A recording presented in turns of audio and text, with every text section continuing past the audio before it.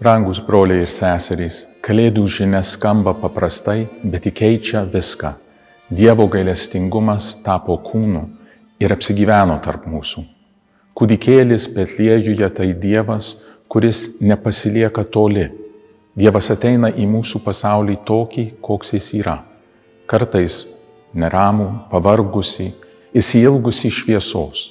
Jis ateina, kad sustiprintų, paguostų, atneštų taiką ir viltį.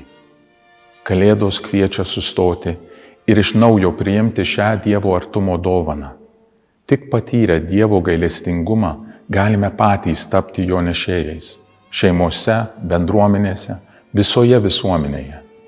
Dievas gimsta, kad mūsų širdys atsivertų ir kad taptume jo šviesos liudytojais. Todėl šiemet kviečiu visus – statykime gailestingumo miestą.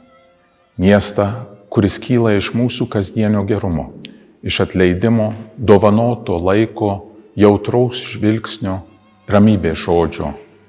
Ten, kur žmonės priima ir skleidžia gailestingumą, Dievo artumas tampa matomas. O mūsų gyvenimo erdvės virsta Dievo karalystės atspindžiu. Tegul šios Kalėdos atneša jums ramybę, kylančią iš žinojimo, kad Dievas yra arti. Jis gyvena tarp mūsų.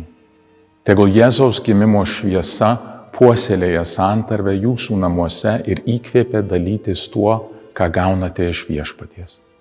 Palaimingų, džiaugsmo kupinų ir Dievo malonės pripildytų šventų Kalėdų, gailestingumo kupinų naujųjų metų.